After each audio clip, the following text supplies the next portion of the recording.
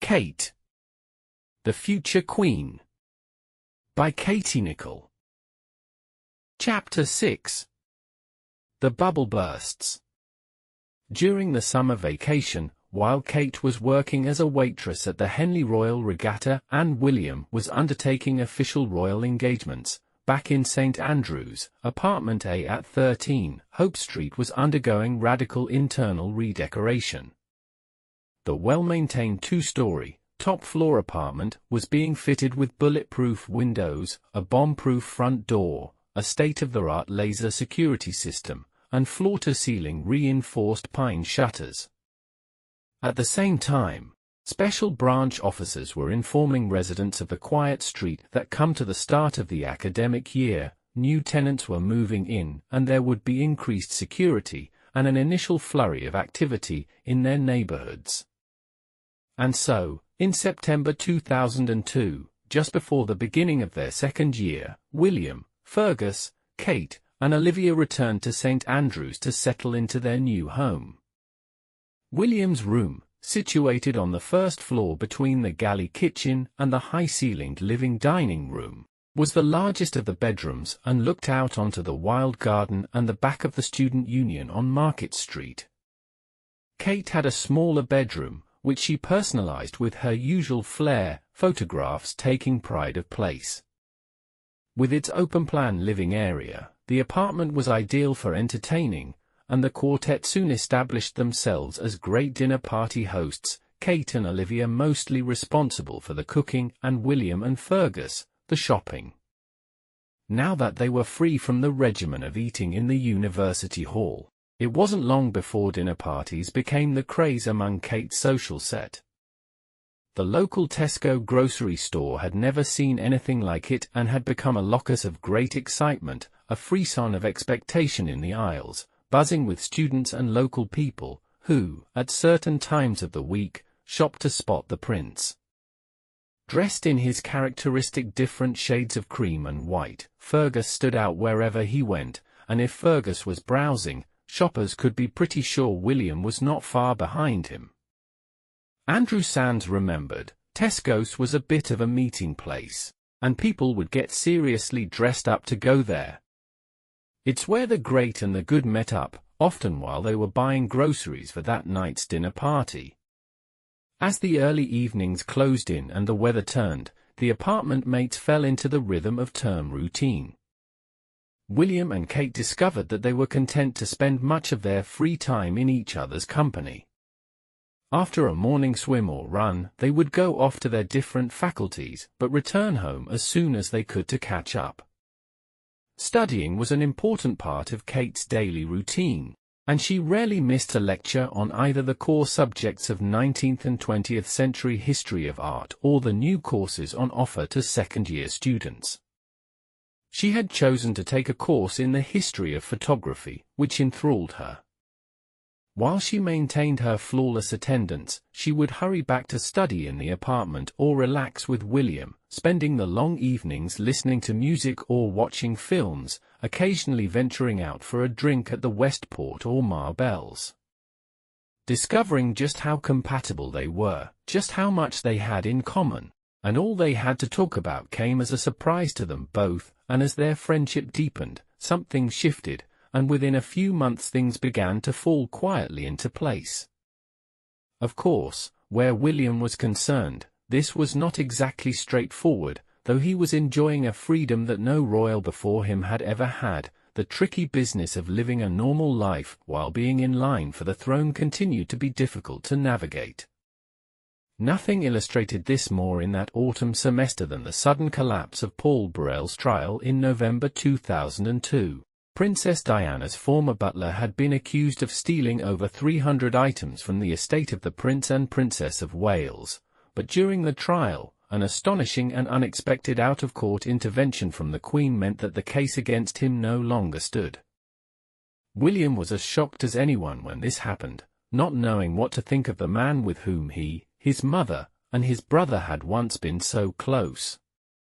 Through all this, Kate was there to support William, especially during the unpleasant aftermath of revelations and counter-accusations, all played out in the frenzy of the media. It was around this time that journalists thought they had spotted a new woman in William's life. He had recently started walking to the library and lecturing with fellow geography student Bryony Daniels. Tall, with waist-length hair, she was extremely attractive, and the fact that the media assumed she was William's new girlfriend was no bad thing for the prince. She was the cover for a long time because she was often seen with William, and they were photographed walking together in town. He let the press think that she was his girlfriend because it was the perfect ruse, explained one student. Bryony used to cut out the press clippings about them being an item and put them on the fridge. It was very convenient for William, but I think there was a bit of Bryony that wished they were dating. Kate needed no warning that any obviously romantic connection to William would be seized upon by the press and that their burgeoning relationship had to remain beneath the radar. And so, while life inside 13 Hope Street was changing for both of them, they made sure that they were rarely seen together in public. Charlie Moretti recalled that they would never hold hands while walking on campus as many of the students did. They had some lectures together, so you would see them on campus, but they were never openly affectionate. They were never touchy or feely in public. According to Kate's lecturer and head of the History of Art department, Professor Peter Humphrey, none of the lecturers knew that the couple had become close, and even on campus, Kate kept her head down. She was extremely discreet. She wasn't the type to make a big show. She was very quiet, and in retrospect, I can see that it was perhaps a deliberate policy. Kate kept busy, and together with her friend Catherine Munsey and other second-year students, she got involved with the Lumsden Club, a group set up to rival the long-established, archaic, all-male Kate Kennedy Club. Andrew Sands observed the group at close quarters. Full of admiration for Kate's dedication to its charitable aims, she spent a lot of time with the girls from the club. Kate was one of the key figures in it. They organized charity events, including a garden party in the summer that became one of the things to go to. That went down well because it was all very much in good spirit. Their opening event was huge, and they raised loads of money. The idea was that everyone bought a ticket and brought a toy to the event that would be sent off to a hospital or an orphanage. Between this, her studies, part-time work at the doll's house, and hockey practice, Kate's life, on the outside at least, continued as usual. However, though there may not have been a whole lot of difference in Kate's routine and activities, her close friends noticed a change in her behavior. Never having been one to party hard, Kate was nevertheless sociable and outgoing, and in the previous year had spent a lot of time out and about with Rupert and her friends. Now, here she was going straight home after lectures or hockey practice, and more often than not staying in for the entire evening. For William, the domesticated routine of living with his apartment mates, shopping, cooking supper, watching a movie, listening to music, even doing the housework, was exactly the normality he craved. This must have been bliss for Kate, the man she was falling in love with, wanting nothing more than a quiet night at home, no external distractions, night after night. Dinner parties were a good way of socializing and enjoying each other's company without having to go out into town and risk being spotted together. Catherine Munsey, a mutual friend of Kate and William, was considered to be the queen of entertaining, astonishing her guests with fine attention to detail. She would go to extreme efforts and had the silver brought up from London when she was throwing a really big event, remembered Andrew Sands. She was very stylish, and so were her dinner parties, which would consist of courses and courses. They would take it in turns to host at each other's houses, which always entailed lots of drinking and lots of fun. At Hope Street, Kate was in charge of the cooking, and occasionally William attempted to make a dish, but as Kate recalled some years later, she was often required to come to the rescue when the meal risked being spoiled. I would have to wander in and save something that was going. One thing William could be relied on for was supplying copious bottles of Jack Daniels for the popular after-dinner drinking games, a favorite of which was called I've Never. This entailed one player admitting something he or she had never done, and then asking the others if they had. Anyone assembled who had done the deed had to take a drink. One of their friends recalled, William and Kate loved the game, but it went a bit wrong on one occasion when Carly came for dinner. She and William were still friends, and she lived across the road in Howard Place. She could literally wave to William from her sitting room, where she would sit knitting by the window, which rather grated on Kate. When it was Carly's turn to play, she announced, "I've never dated two people in this room," knowing full well that William was the only one who had, because Kate was sitting next to him. He shot Carly a thunderous look and said under his breath, "I can't believe you just said that," before drinking his shot. Kate didn't speak to Carly much after that, but we were in shock. We knew they were together, but it was the first time William confirmed his and Kate's relationship. A few weeks later, in the middle of November, William invited Kate, along with 15 other friends, including Olivia Bleasdale and Ginny Fraser, to a shooting weekend at Wood Farm in Sandringham. Crammed into a 6-bedroom cottage, Kate got her first taste of one of William's regular shoots and the advantages of being across the estate from Prince Charles, who sent over a home-cooked meal for them. This was to be the first of many such weekends, Kate having to get used to the routine of the shoot and the braces of pheasants hanging around the kitchen waiting to be cooked and eaten. The rest of the second year passed gently by, both Kate and William busy with their coursework and summer term exams. To the astute observer, there were glimpses of something developing between them. They were seen lying side by side in the spring sunshine during the breaks in a rugby match in which William was playing. They danced together at the Kate Kennedy Club annual May ball, but they managed to keep the depth of their relationship under wraps.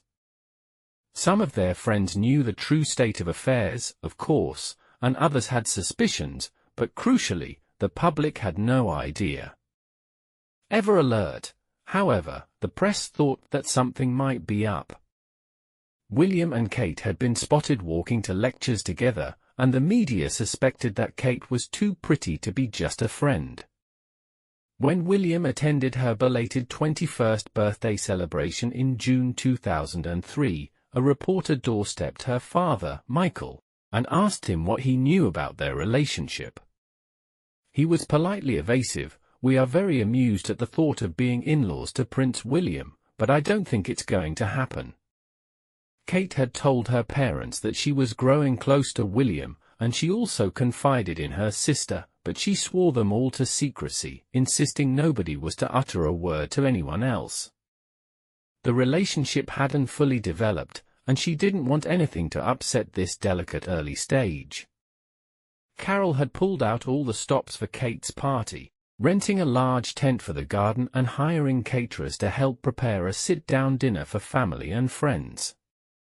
The occasion was nearly overshadowed when Ginny Fraser, one of Kate St. Andrew's friends, sent out invitations to her own 21st party on the same date, causing a headache for members of their clique, who were put in the uncomfortable position of having to choose whose party to attend. According to one of their friends, it caused a real divide and a bit of a social rift. Kate was very upset, as she had sent her invitations out first and invited Ginny. She cut Ginny off a bit after that. Among their St. Andrew's friends, 21st celebrations were big occasions. Kate and William were still talking about Megan Guderman's lavish party, which had been held at a Scottish castle and was rumoured to have cost $150,000. The party had a Gone with the Wind theme, and, a fan of fancy dress, Kate had decided to make her party 1920s themed. Although some of her friends elected to go to Ginny's party over hers, William promised Kate he would be there to celebrate with her, and when his Volkswagen Golf crunched up the gravel driveway, followed closely by his security team, Kate's heart leapt. Her parents had treated her to a flapper-style cocktail dress, and she looked incredible, having spent the day preparing for the party with Pippa and Carol. Not wishing to draw attention to his belated arrival, Kate discreetly slipped out of the cocktail reception to greet William at the front door, where she introduced him for the first time to her parents. Dressed in a smoking jacket and with his hair slicked down in a knot to the theme of the night, he quickly got into the swing of the party. Glasses of Pimm's and lemonade and flutes of champagne were served on the lawn before supper, where William was seated at Kate's table. According to one guest there that night, there were lots of Marlburians as well as St. Andrew's friends, but there was quite an overlap. Lots of them knew each other, and William knew quite a few people there, which made it very relaxed. We all gave him his privacy, and he kept himself to himself. It was a sit-down dinner and dance, and William looked very dapper. He seemed to be having a lot of fun. We all were. Kate, along with a handful of their friends from St. Andrews, including the Sally's boys, had been invited to William's 21st, which took place a couple of weeks later, on June 21st. They had all been asked to dress up for the Out of Africa-themed birthday party at Windsor Castle. For Kate, this was the first time she would be in the presence of so many of William's family, including Queen Elizabeth II and Prince Charles, who had both gotten into the spirit of the party and were wearing colonial dress. Kate spent most of the night chatting with the St. Andrew's crew and was pleased when William introduced her to some of his friends from Eton as well as the Gloss posse she had heard so much about.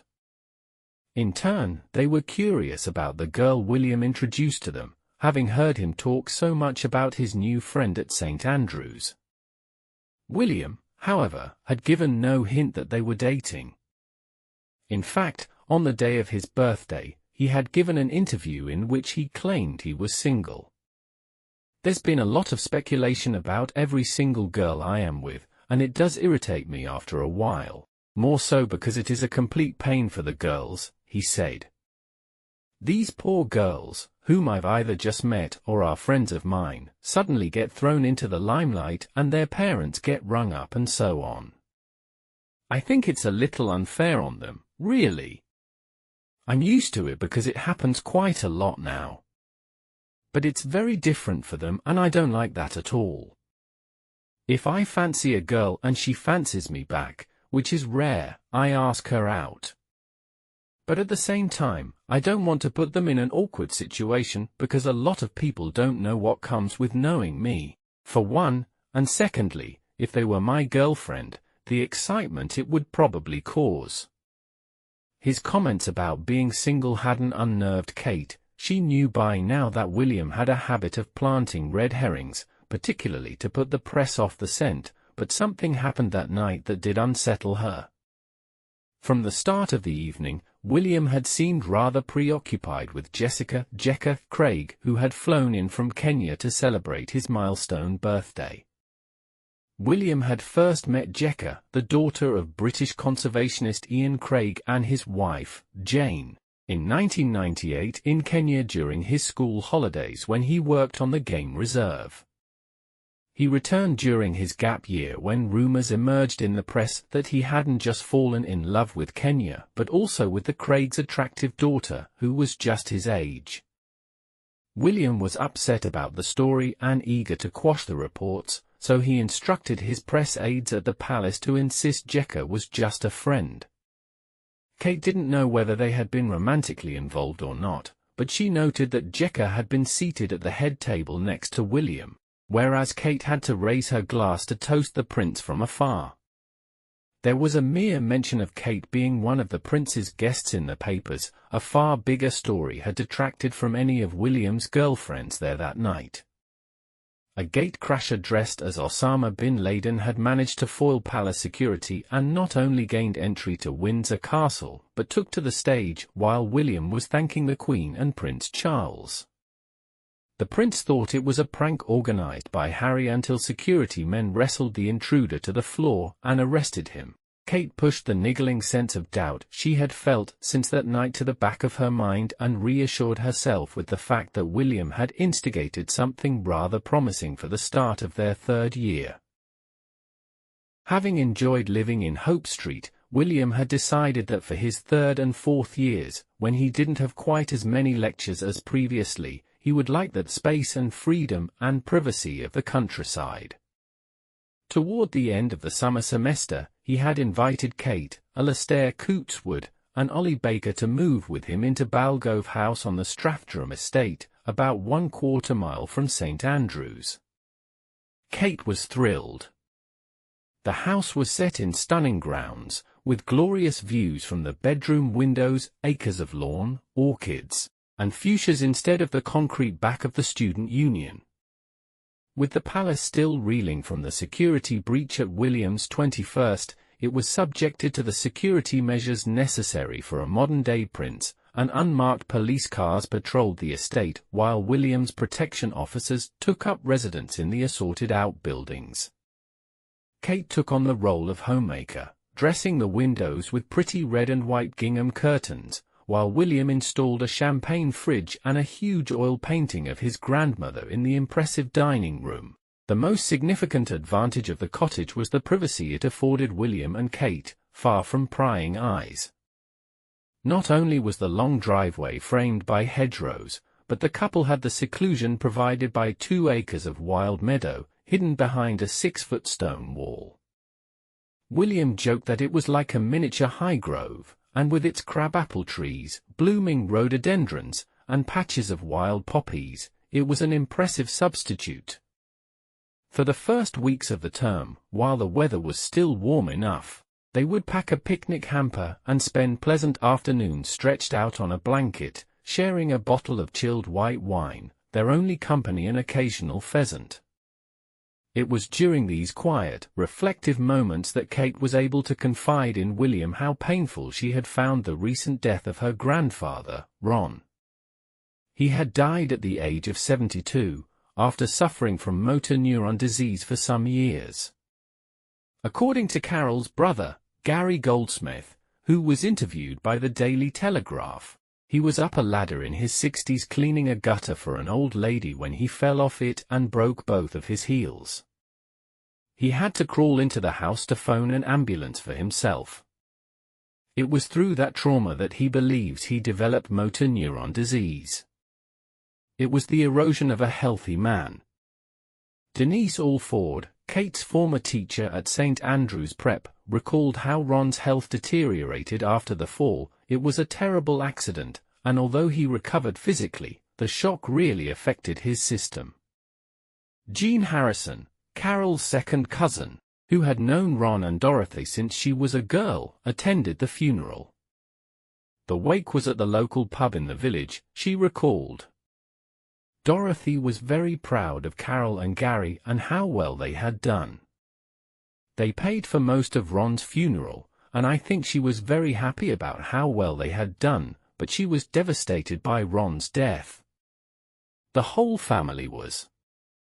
Kate was at St Andrews at the time, and although we didn't know she was dating William, it was obvious from some of the things that were said that she was seeing someone quite important. Having recently lost his own great-grandmother, William well understood Kate's grief and gave her a shoulder to cry on. The shared experience only brought them closer. It was this natural empathy and deep friendship that ensured they were so happy and relaxed in one another's company. Their romance was by now in full swing and made all the more exquisite by the fact that virtually no one knew of their love for one another. Of course, their close friends were aware, but they were protective of their romance and bound by the university pledge not to talk to the press. And so their third year, as undergraduates began, a scaled-down version of the earlier years, smaller classes and tutorials, and, when not entertaining, a quieter, more secluded home life. After the unsettling event surrounding his 21st birthday, Kate and William's relationship was back on track. Their new home quickly became their castle. The cottage was spacious and rustic, with a large open fireplace. Michael Chung spent time there. The house was really lovely. It had an aga, a breakfast table, an outside area for a barbecue, and a fire pit, perfect for entertaining. The pièce de résistance was an impressive dining room, complete with a long mahogany dining table with 17 chairs, the oil painting of the Queen, and an oversized Union Jack flag. Being out of town meant that Kate and William could go exploring more easily. William had a car at St. Andrews that he had kept in the police station for safety when living on Hope Street, but now the golf was always within reach and he and Kate could explore further afield, driving out to the sea and walking along the beach or up on the cliffs.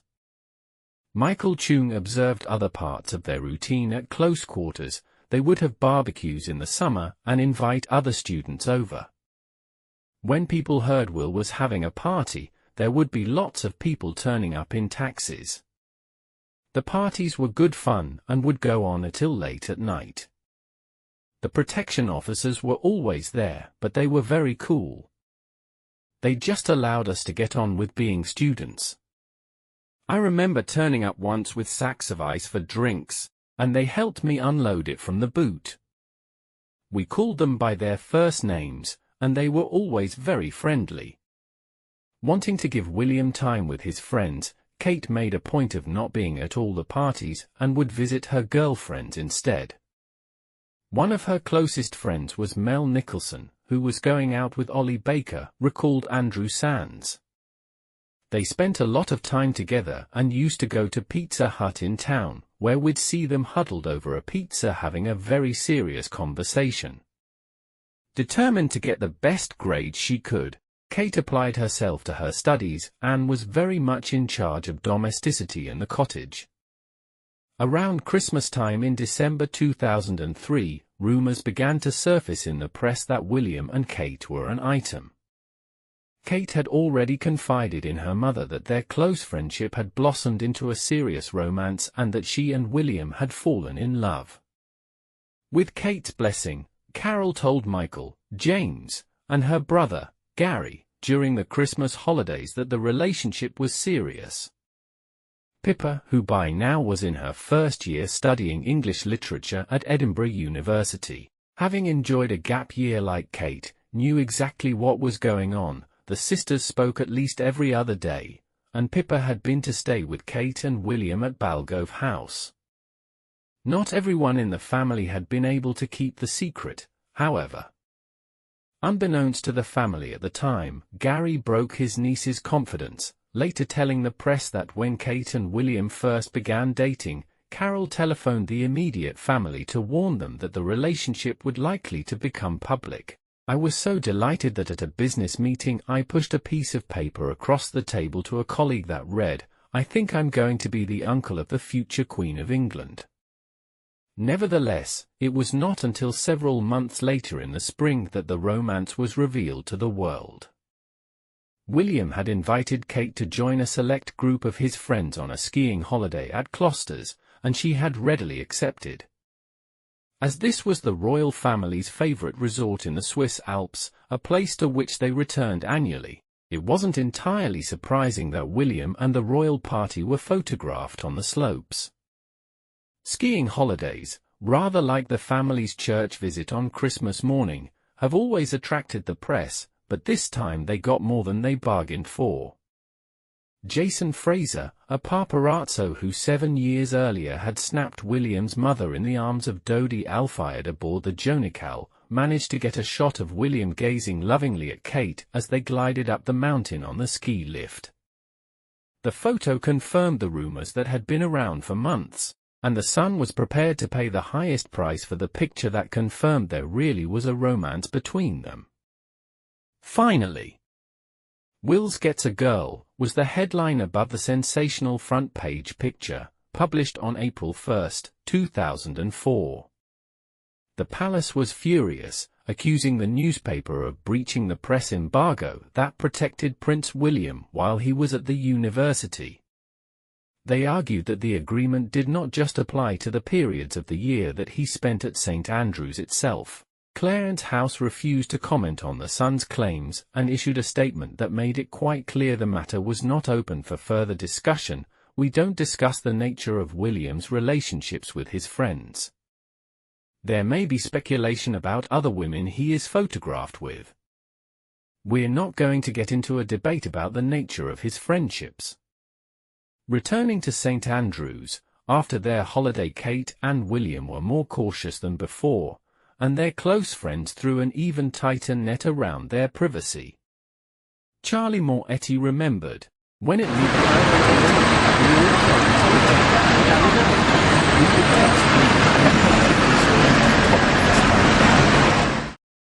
none of us wanted their lives to be any harder.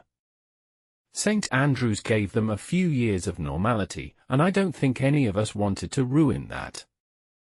Vice-Chancellor Brian Lang, who was in constant communication with the palace, said the university community made a point of giving William and Kate space. The feeling was that they should be left alone. No one wanted to single them out for special attention. In fact, the press did stick to the agreement, and when Kate and William kissed in public for the first time after a rugby match in May 2004, there were no cameras or photographers to record the moment. During the rest of their third year, the couple remained pretty much behind closed doors, rarely seen together in public. They enjoyed being alone, and the time, importantly, afforded Kate a glimpse into royal life. They were often away for weekends, during which William taught Kate to shoot. She was gradually introduced to life inside Highgrove, Prince Charles's estate in Gloucestershire, as well as Balmoral, the Queen's Scottish estate, and Sandringham, the Queen's residence in Norfolk. As she had with her son, Charles. When he was a student, the Queen allowed William, her grandson, to use Tamenagar, a 120-year-old cottage tucked away in the remote countryside of the Balmoral estate, as a getaway. Surrounded by rolling hills and wild heather, it made a perfect retreat for Kate and William. After their last class on Friday afternoons, they would drive the 80 or so miles from St. Andrews to Balmoral and spend the weekend walking across the moors or strolling by the River Dee, returning to the cottage to cook and eat in front of a roaring log fire. Sometimes friends would join them, and Pippa and James would often come up to spend time getting to know their sister's boyfriend. These were idyllic times for Kate. But storm clouds were brewing, and it was in the summer of 2004 that their relationship encountered its first set of serious difficulties. After enjoying a holiday together with a group of friends on the island of Rodriguez, which William had been wanting to revisit since his gap year, they realized it would be some time before they saw each other. William had been invited to Nashville, Tennessee, to stay with his close friend Anna Sloane, who was studying at Edinburgh University with Pippa. Although there was no suggestion of a romance, Kate hated the idea of him being away with another woman, even if Anna was just a friend. She knew it was a flaw, but she was territorial when it came to William. When he returned from that trip, he barely had time to unpack his bags and see Kate before jetting off again, this time to Greece with Guy Pelly and some of their friends for a boys-only cruise in the Mediterranean. Kate knew William well enough to realize that he clearly needed some space, and before he went to Greece, they agreed to use the time apart to think about things. As with many couples who meet at university, the crunch time came as the prospect of graduation loomed. It was as if real life had suddenly intervened and burst their bubble once they had left Balgove House for the summer vacation. Kate knew she had no option and was forced to give William his freedom, but the rest of the summer was agonizing as she questioned his commitment to her and tried to make sense of what was going on. In truth, William was experiencing some unease about being tied down, and having agreed to a break with Kate, he had the opportunity to play the field again. He had always had a soft spot for Isabella and Struther Gough Calthorpe, the younger sister of William and Harry's polo-playing friend Jacoby. With her intimidating triple-barreled surname, Isabella was just the sort of rival that Kate feared, astonishingly pretty, titled, and the heiress to a stately home and a banking fortune. During the summer, William made repeated efforts to take her out, on one occasion boldly turning up at the family's Chelsea home on the pretense of seeing Jacobi. Isabella, however, had no aspirations to date a prince and, despite his amorous advances, declared that she was not interested in dating William. In order to take her mind off things, Kate accepted an invitation from Fergus Boyd to join a group of university friends at his family's holiday home in France in the Dordogne. Among the group were Kate's friends Ginny and Olivia. She hadn't told them about the trial separation from William, but she was unusually subdued, and they asked her what was wrong. At first, she brushed off their concern, but one evening, she could no longer keep it to herself, confiding to them that she and William were taking a break. She was debating whether or not she should text or call him. She got quite drunk on white wine and really let her guard down, recalled one of the groups. She said how sad she was and how much she was missing him.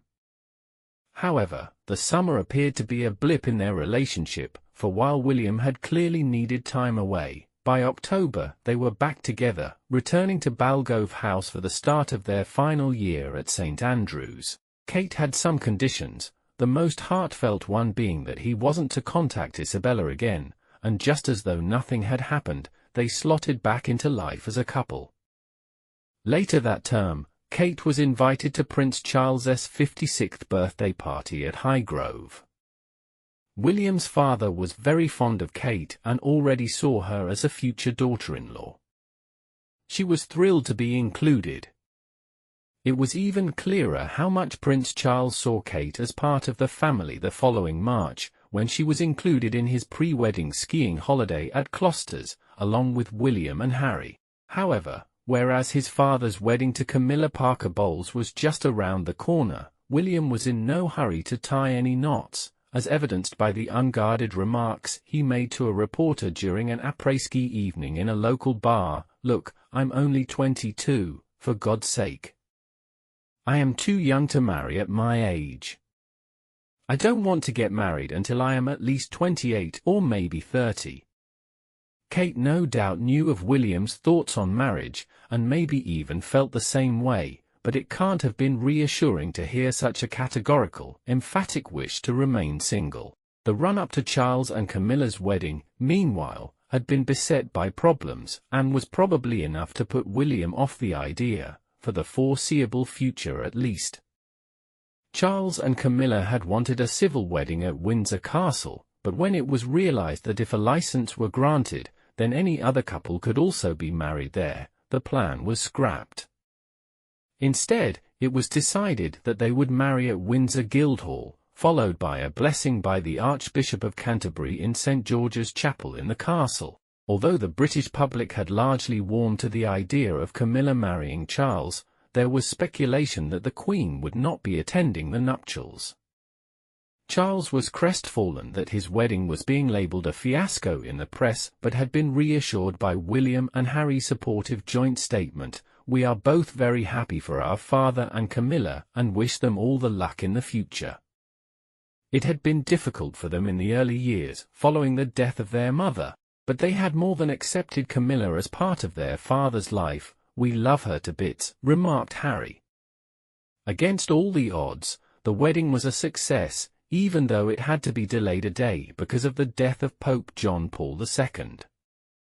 When Camilla emerged from the shadows of Capitol Guildhall into the spring sunshine to spontaneous applause from the waiting crowds, it seemed the worst was behind them.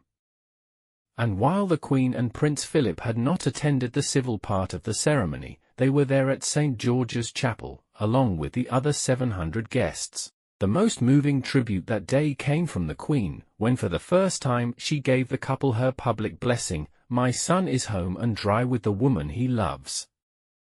Kate was not at the wedding, protocol dictated otherwise, and this, more than any other time in her relationship with William so far, was the starkest reminder that her boyfriend's family was beyond anything she had ever known. From the outset, Prince Charles and Kate had enjoyed a good relationship. But there were strict rules about who could and could not be invited, and Kate was not yet an official part of the inner circle and wouldn't be until she was a royal fiancée. The Easter break seemed to pass in a flash, and soon Kate was back at St. Andrews to prepare for her finals, putting the final touches to her dissertation on Lewis Carroll, the author of Alice in Wonderland and a significant figure in the history of photography. According to her tutor, Professor Peter Humphrey, Kate produced a good piece of work. It was very interesting. She had been a diligent student throughout her 4-year program and was determined to get a good final grade. Both Kate and William finished their finals at the end of May 2005 and launched themselves into the end-of-degree celebrations, including the traditional May Ball, which was organized by the Kate Kennedy Club and held at Kinkell Farm. For once Kate let her hair down, and not able to tolerate her drink, was carried out by Fergus Boyd before the night was over. Knowing this was the last few weeks they would all be together, William was characteristically generous and threw several barbecues and cocktail parties at Balgove House, Kate doing the catering while William tended the bar. There were also William's social engagements and obligations outside St. Andrews, and he included Kate in several of these, most notably flying down to Oxfordshire to attend the wedding of his close friend Hugh Van Cutsum to Rose Ayestia. This was the first society event at which Kate and William would appear together, and their rumoured attendance ensured that a number of paparazzi turned up at the parish church. William was an usher and had arrived ahead of Kate, who appeared rather nervous as she made her way to the entrance past photographers desperate to get an image of her. As they left the church, Kate and William were pictured walking into the distance, heads tilted, bodies turned toward each other and deep in conversation. Their closeness was there for all to see. On June 23, 2005, Kate and William graduated from St. Andrews, both with a well-deserved upper second degree. It was a high-profile event for the university as the Queen and Prince Philip had travelled to the town to see their grandson receive his degree certificate, the first time they had ever attended a family member's graduation ceremony. There had been much preparation ahead of the royal arrival. The university had sent details of every student graduating to the palace ahead of the day, and in a pleasant surprise, the sun was out. Vice-Chancellor Brian Lang recalled, "The Queen was wonderful, she was the proud admiring doting grandmother. I remember hearing William say, 'Hello Granny, I'm so glad you could come.' We knew she hadn't been well, but nothing was going to keep her away from that day, and she was very good company. It was such a glorious day, St. Andrews at its best." In the sun, this beautiful ancient medieval town was full of bright good-looking students. Everything went right that day, thank goodness, because we had the world's press watching us. In addition to the Queen, who had been suffering from a cold on that day, Prince Charles and Camilla came to watch William, and of course, Michael and Carol were there to proudly see their elder daughter graduate. As William knelt before the Chancellor's wooden pulpit to collect his parchment, the flash of cameras was overwhelming as graduates and their guests captured the moment that the future King of England was awarded his degree. Moments later, Kate was called to the stage as Catherine Middleton to receive her degree in the history of art.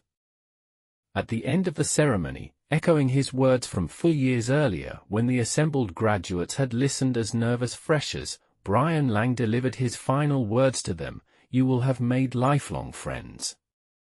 You may have met your husband or wife.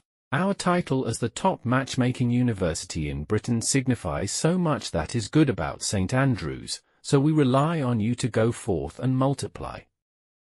Poignant and, as it turned out, prophetic words.